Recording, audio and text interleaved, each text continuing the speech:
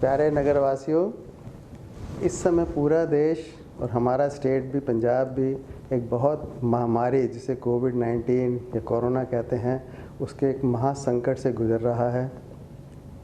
इस संकट में हम सबका फ़र्ज़ बनता है कि जिसको जो अपना ड्यूटी मिली है वो अपनी ड्यूटी पूरी तत्परता से निडर होकर इस मौके पे ज़रूर अपनी ड्यूटी निभाएं। इसका मेन जो अहमियत पिलर्स हैं वो हम स्वास्थ्य कर्मचारी और पुलिस के सिक्योरिटी फोर्सेस के ऊपर सबसे ज़्यादा इसका ब्रंट आता है और हमारे को बहुत ज़रूरी है कि हम अपनी सर्विसेज इस महादौर में मेंटेन कर पाएँ, अपनी चला पाएँ।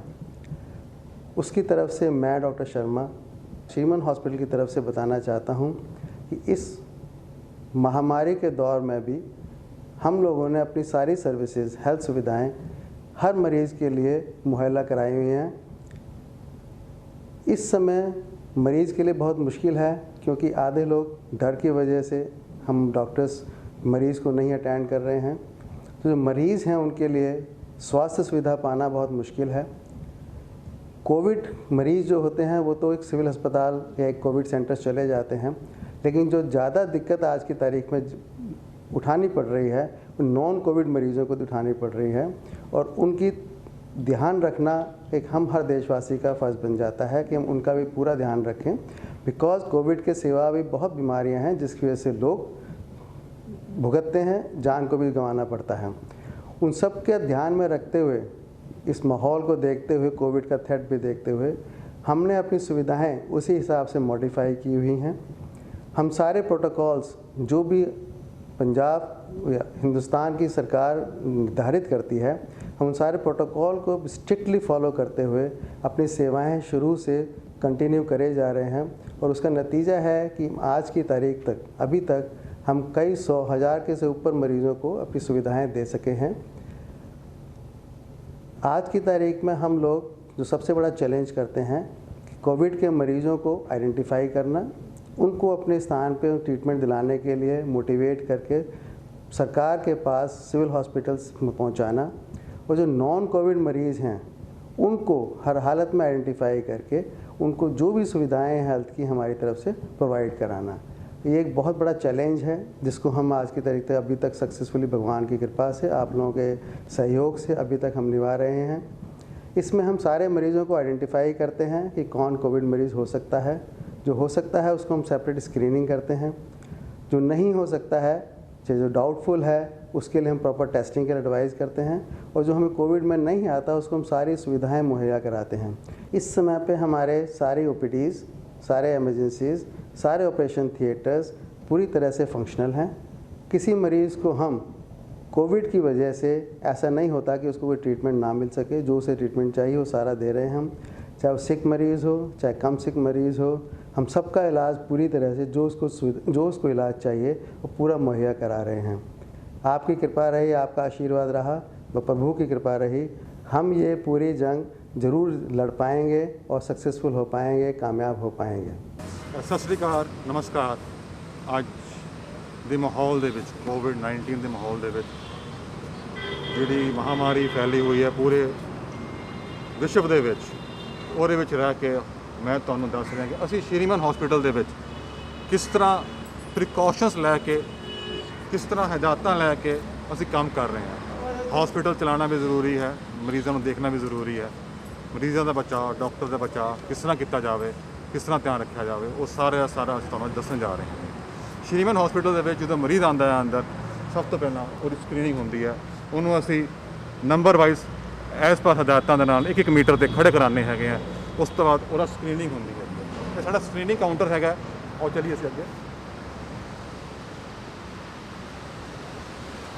स्क्रीनिंग काउंटर के उपर जोड़े बंदे स्क्रीन करते हैं सब ने रिकमेंडेड PPE पाई हुई हैं, गाउन पाए हुए हैं, मास्क पाए हुए, कैप पाए हुए हैं। उस तो बाद उन्होंने पेशेंट का फॉर्म फिल होता है, उन्होंने कंसेंट फिल होती हैगी, उन्होंने फॉर्म फिल होने तो बाद उन्होंने टैंपरेचर नोट होता है। फिर उस तो बाद वो बंदा अपना हाथ धोन जाता है। हॉस्पिटल जाने तो बाद हाथ धोने तो बाद फॉर्म लैके उन्होंने फिर अगली चैक पोस्ट से उन्होंने फॉर्म दिखाना पैंदा है, जिससे चैक पोस्ट से फॉर्म चैक किया जाता है कि बंदा कोई ऐरा गैरा बगैर चेक कराए अंदर से नहीं आ रहा है।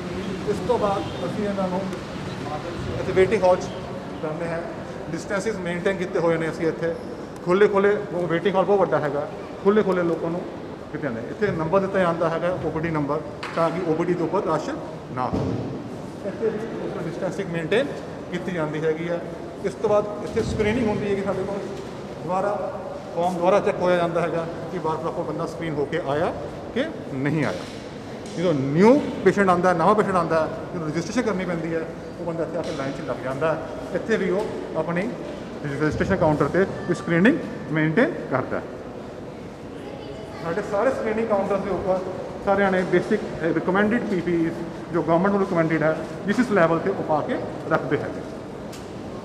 ਡਿਸਟੈਂਸ ਮੇਨਟੇਨ ਕਰਨ ਵਾਸਤੇ ਅਸੀਂ ਟੈਂਪਰੇਰੀ ਇੰਤਜ਼ਾਮ ਕੀਤੇ ਹੋਏ ਨੇ।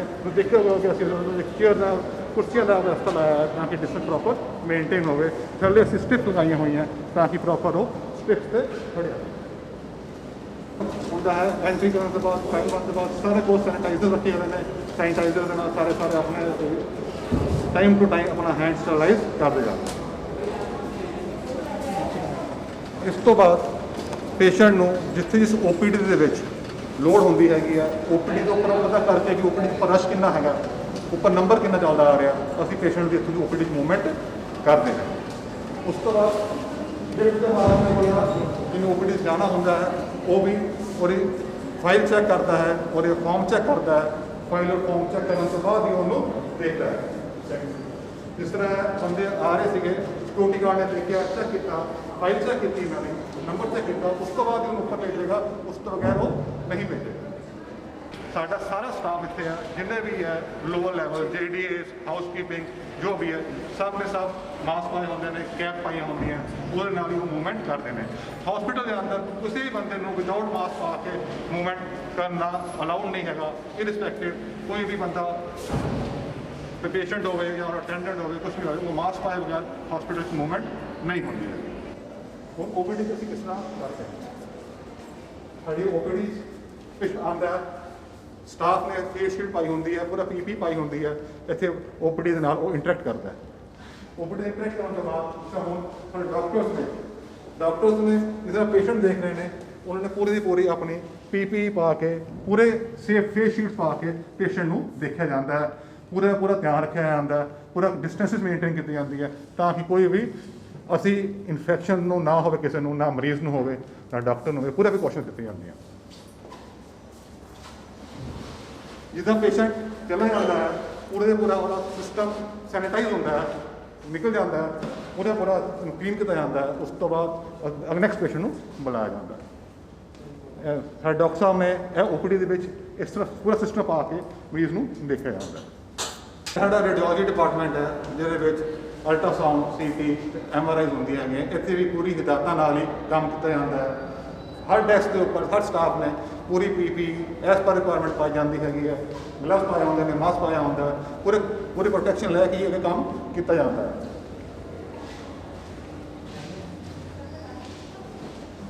ਅਲਟਰਾਸਾਊਂਡ ਦੇ ਵਿੱਚ ਵੀ ਬੰਦਾ ਪੂਰੇ ਦਾ ਪੂਰਾ PPE ਪਾ ਕੇ ਹੀ ਔਰ ਅਲਟਰਾਸਾਊਂਡ ਕੀਤਾ ਜਾਂਦਾ ਹੈ। ਉਸ ਤੋਂ ਬਗੈਰ ਅਸੀਂ ਅਲਟਰਾਸਾਊਂਡ ਨਹੀਂ ਕਰਦੇ ਹੈਗੇ।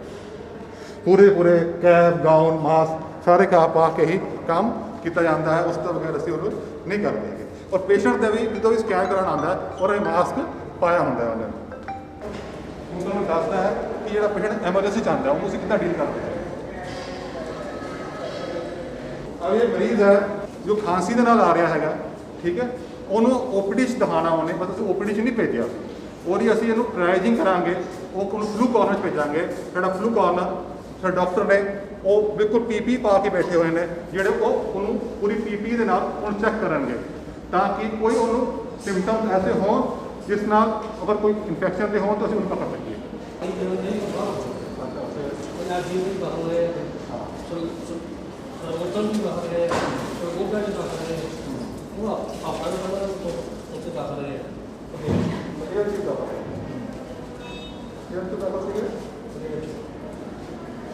ਹਸਪਤਾਲ OPD ਵਿੱਚ ਵੀ ਸੇਮ ਪ੍ਰੋਸੀਜਰ ਹੈ। ਥੱਲੇ ਪੇਸ਼ੈਂਟ ਵੇਟ ਕਰ ਰਿਹਾ ਹੁੰਦਾ, ਉੱਪਰ ਜੋ ਪੇਸ਼ੈਂਟਸ ਖਤਮ ਹੋ ਜਾਂਦੇ ਨੇ, ਚਲੇ ਜਾਂਦੇ ਨੇ, ਤਾਂ ਹੀ ਥੱਲੇ ਸ਼ਿਫਟ ਕਰਾਇਆ ਜਾਂਦਾ। ਇੱਥੇ ਵੀ ਸਾਰੇ ਸਟਾਫ ਨੇ ਪੂਰੇ PPE ਪਾਈ ਹੁੰਦੀ ਹੈ। ਡਿਸਟੈਂਸ ਮੇਨਟੇਨ ਕਰਦੇ ਹਾਂ ਅਸੀਂ।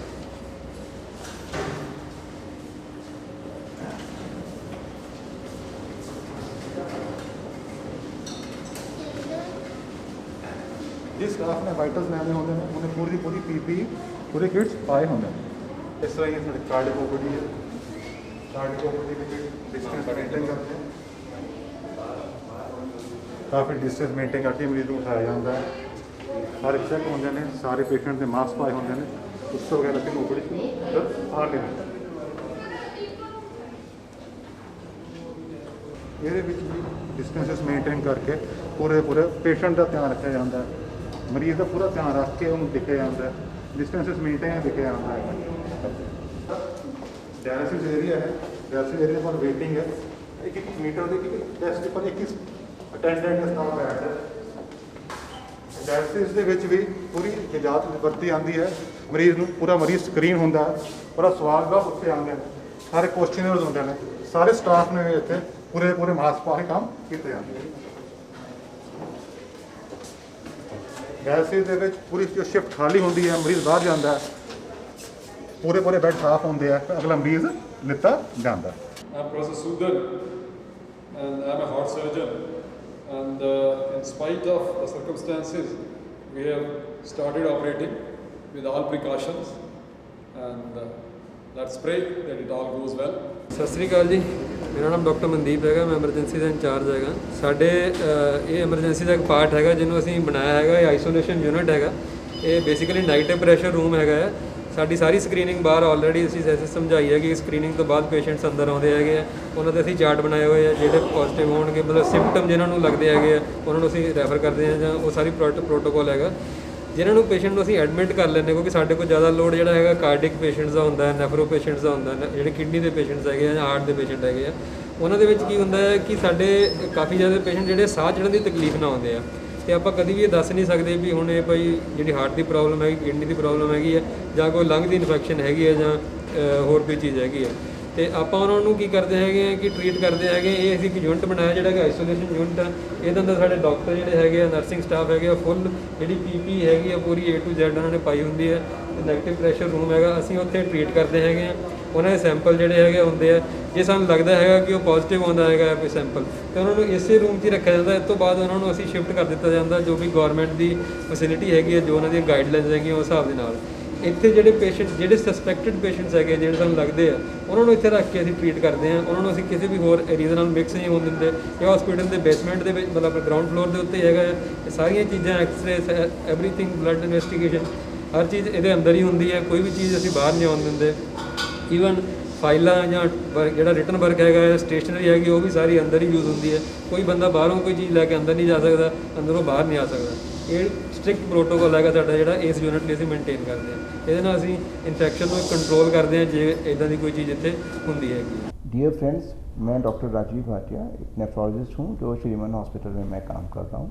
जैसे आप सबको पता है, आजकल कोरोना की महामारी जो है पूरे दुनिया में फैली हुई है। कोरोना जो एक इन्फेक्शन होता है जो कि हमारी इम्यूनिटी को कमज़ोर कर देता है, सीधा जो है हमारे लंग्स पे इफ़ेक्ट करता है, और नॉर्मली एक फ्लू टाइप का इन्फेक्शन है जो एक हेल्दी इंसान के अंदर में एक छोटे से ज़ुकाम बुखार की तरह ही प्रेजेंट करता है। इसके अंदर जो मॉर्टेलिटी होती है, यानी कि जो डेथ होती है, वो उन लोगों में ज़्यादा होती है जिनके अंदर में या तो जिनकी एज ज़्यादा होती है, या फिर वो इम्यूनो कॉम्प्रोमाइज़ होते हैं, या जिनके अंदर में कोई कोमॉर्बिड कंडीशंस होती हैं, जैसे डायबिटीज़ है, हाइपरटेंशन है, ब्लड प्रेशर है और किडनी फेलियर है। जो हम लोग पेशेंट डील करते हैं, अनफॉर्चुनेटली उनके अंदर में सब कुछ होता है। मोस्ट ऑफ द पेशेंट में डायबिटीज़ भी होती है, हाइपरटेंशन भी होता है और किडनी फेलियर होता है, जिनको डायलिसिस की ज़रूरत पड़ती है। तो एक ये वल्नरेबल पॉपुलेशन होती है। अगर इनको इन्फेक्शन होता है तो इनको काफ़ी ज़्यादा सीरियस इन्फेक्शन हो सकता है। दूसरी मजबूरी ये होती है कि जो डायलिसिस के पेशेंट हैं उनको रेगुलर डायलिसिस लेनी पड़ती है, क्योंकि अगर रेगुलर डायलिसिस नहीं करी जाए तो पेशेंट की कंडीशन ख़राब हो जाती है। तो उनके लिए ज़िंदा रहने के लिए उनकी रिक्वायरमेंट है कि उनको हफ्ते में 2 से 3 बार हॉस्पिटल आना ही पड़ता है और उनको डायलिसिस करानी ही पड़ती है। डायलिसिस में जो हमारा सेंटर है उसके अंदर में काफ़ी स्पेस है, क्योंकि जो आपने पता होगा कि कोरोना के अंदर में कुछ प्रिकॉशन लेने पड़ते हैं। तो एक इंटरनेशनल गाइडलाइंस हैं कि हमें किस तरीके से डायलिसिस के पेशेंट को डील करना चाहिए, किस तरीके से स्क्रीन करना चाहिए और कैसे प्रिकॉशन लेने चाहिए कि पेशेंट में इन्फेक्शन ट्रांसफ़र नहीं हो। उसका पहला स्टेप शुरू होता है घर से। एक स्टैंडर्ड गाइडलाइंस होती हैं, जब भी पेशेंट अपने घर से चलता है तो घर से इन्फॉर्म करता है डायलिसिस यूनिट को कि उनको कोई खांसी जुकाम बुखार तो नहीं है, जिससे अगर उनको हो तो हम यहाँ पे प्रिपेयर हो सकते हैं कि हमको उनसे कैसे डील करना है। सेकंड उनके जब स्टेप होता है कि लोगों को एक दूसरे के पास ज़्यादा ना आए, तो वेटिंग एरिया जो होते हैं वहाँ पे क्राउड ना हो, इसलिए प्रॉपर टाइमिंग अपॉइंटमेंट के साथ में पेशेंट हमारे आते हैं और उनसे कोऑर्डिनेट किया जाता है कि जब तक अंदर प्रॉपर स्पेसेस और क्लीनिंग नहीं हो जाए तो वो या तो अपनी कार में स्टे कर सकते हैं, सिंगल व्हीकल में या प्राइवेट व्हीकल में ज़्यादातर आए उनको इंस्ट्रक्शन होता है। जो पब्लिक ट्रांसपोर्ट्स हैं वैसे भी बंद हैं, पर वैसे भी पब्लिक ट्रांसपोर्ट यूज़ ना करें, जिससे कि क्रॉस इन्फेक्शन होने के चांसेस उनको नहीं हो। उसके बाद जब वो आते हैं तो यूनिट बिल्कुल क्लीन होने के बाद, बिल्कुल प्रॉपर सब कुछ तैयारी होने के बाद में एक एक करके पहले बात तो एंट्री पे ही उनकी एक स्क्रीनिंग करी जाती है, जिसमें से उनका टेम्परेचर चेक होकर देखा जाता है कि किसी को टेम्परेचर तो नहीं है, किसी को सिम्टम तो नहीं है। अगर किसी पेशेंट को फीवर है या उनको सांस की दिक्कत है तो उनको एक डेडिकेटेड एरिया पे डायलिसिस करी जाती है, जो कि मेन यूनिट से अलग है, और उस यूनिट के अंदर में जितने भी हमारे स्टाफ होता है वो कंप्लीट पीपीई पहन के करता है, जिससे कि कोई क्रॉस इन्फेक्शन होने के चांसेस नहीं हो, उनका इन्फेक्शन किसी और को ट्रांसफ़र ना हो, जब तक ये प्रूव ना हो जाए कि उनको कोई कोरोना या कोविड-19 का इन्फेक्शन नहीं है। सेकेंड स्टेप में एक फर्स्ट स्क्रीनिंग होने के बाद में जब पेशेंट आता है डायलिसिस यूनिट के अंदर में, उसकी एक सेकेंड स्क्रीनिंग होती है, जिसके अंदर में फिर से उनके सारे सिम्टम्स वगैरह चेक करके और उनको फिर एंट्री देते हैं, जहाँ पे वो अपनी डेजिग्नेटेड यूनिट में और अपने डेजिग्नेटेड जो होते हैं बेड पे जाके आराम से लेट के अपनी डायलिसिस करवा सकते हैं। डायलिसिस के अंदर में पेशेंट को मास्क लगा के रखने की ज़रूरत पड़ती है, जिससे कि उनका प्रोटेक्शन भी हो सके और बाहर से भी कोई इन्फेक्शन उनके अंदर आए। सिमिलरली जितने भी स्टाफ होता है वो भी प्रॉपर अपना कंप्लीट पीपी, जो भी उस एरिया की डेजिग्नेटेड पीपी है, जो मास्क हैं, ग्लव्स हैं, कैप्स हैं, वो उनको पूरा प्रिकॉशन लेके उनको डायलिसिस करते हैं। डायलिसिस यूनिट के अंदर में कोई भी एंट्री बिना हैंड वॉश के साथ नहीं हो सकती। उनको प्रॉपर या उनके अटेंडेंट दोनों को उनको दिया जाता है, और ये एडवाइस किया जाता है पेशेंट को कि वो, क्योंकि उनको लगातार मास्क लगा के रखना है, तो कम से कम खाना खाएं, जिससे उनको मास्क उतारने की ज़रूरत कम से कम पड़े। ये सारे प्रिकॉशन लेके और इसके एडिट जितने भी प्रिकॉशन पहले से चल रहे होते हैं, जो कि डायलिसिस यूनिट में यूनिवर्सल प्रिकॉशन के नाम से जाने जाते हैं, जिनके अंदर प्रॉपर हैंड वॉश और रिकरेंट अल्कोहल से अपने हैंड वॉश होता है, वो एक ऑलरेडी डायलिसिस यूनिट में किया जाता है। तो एक वल्नरेबल प्रिकॉशन जो हमारी पॉपुलेशन है, जिसमें हम लोग अपने डबल प्रिकॉशन लेके चलते हैं और प्रॉपरली सारे पेशेंट्स का हम लोग इलाज करने की कोशिश करते हैं। इसलिए इतने प्रिकॉशन हम लोग लेते हैं जिससे कि हमारे पेशेंट के अंदर में ये कंफर्ट रहे, उनको ये विश्वास रहे कि वो बेफिक्र होकर इस हॉस्पिटल में पूरे अपने विश्वास के साथ में कि डायलिसिस करा सकते हैं, कि यहाँ पे पूरे 100% प्रिकॉशन लिए जाते हैं, जिससे किसी भी पेशेंट को कोई क्रॉस इन्फेक्शन ना हो।